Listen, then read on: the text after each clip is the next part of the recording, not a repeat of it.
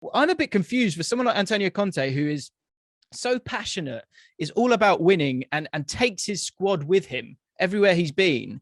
Why is he putting no confidence into this playing squad right now? We all know that they've struggled and the squad is maybe not where they want it to be. But the way he's talking right now, if that was Mourinho, people would be going mad, absolutely mad. But somehow, because it's Conte, it's allowed. I'm really confused by his remarks recently. How do you feel about you? I mean, firstly, the ability to make those remarks come from a place that is essentially saying Tottenham need me more than I need them. And I think that's a situation that the club and the club's fans and Antonio Conte, I think everyone accepts that's the dynamic at the moment. Yeah, that's dangerous to put out there, though, isn't it? You know, I, behind closed doors, fine, but outwardly, you yeah, can. You're right. I can feel that. yeah. It's a game of cat and mouse here. He's basically saying to the club, if we want to be at a certain level, and he's making it very clear to the fans, you need to put pressure on this club as well as me to make sure that we sign big players and players that are going to enable me to be right there at the top of the league. But I find them to be almost delusional comments. We know the level of spending at Tottenham Hotspur over the last 10 years, over the last 5 years. We know it's not at the level of the clubs that are going to be aiming to win the Premier League title. And to hear Antonio Conte even mention the title suggests to me that he hasn't understood why he's gone to Tottenham Hotspur. His goal is to reach the top four. He will be given tools that the club think are appropriate to give him the ability to reach the top four. He's not going to get a title winning side at Tottenham. And people can say, oh, hold on a minute. You know, he's had teams in the past. He's turned players who looked pretty average into title winners. Listen, the core of those squads still had established winners. Tottenham Hotspur do not. And they're not going to be at the level in the Premier League that they're able to compete. I'm sorry, it's not going to happen. And I find it very, very strange that he said the squad was weakened in January. I think it was the start of an overhaul. I've spoken about it before. I think it was the right thing to do to get players out of the club that you don't fancy as a coach who aren't doing anything out on the pitch. Why pay their salaries? Get them out and bring in ones who you do want, who can take the club forward. But that process is going to take 2, 3, 4 transfer windows. And ultimately, will Antonio still be at Tottenham Hotspur during that time? I'm not really sure he will.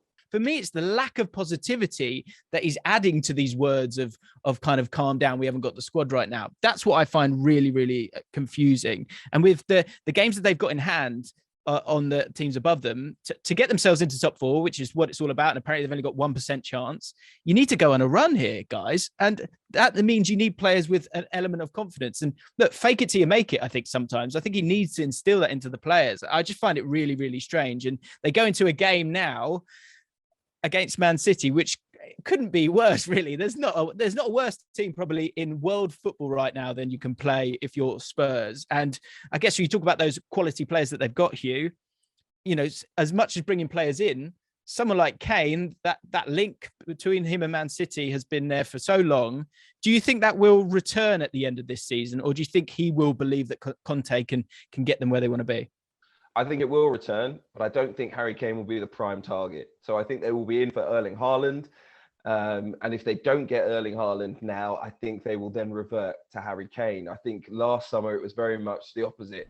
But his performances this season, as great a player as he is and has been over the years in the Premier League, I think Daniel Levy's missed a trick here because I actually think his value is probably diminished. I mean, if he wanted 130 million before, that's not going to happen now, as great as Harry Kane has been.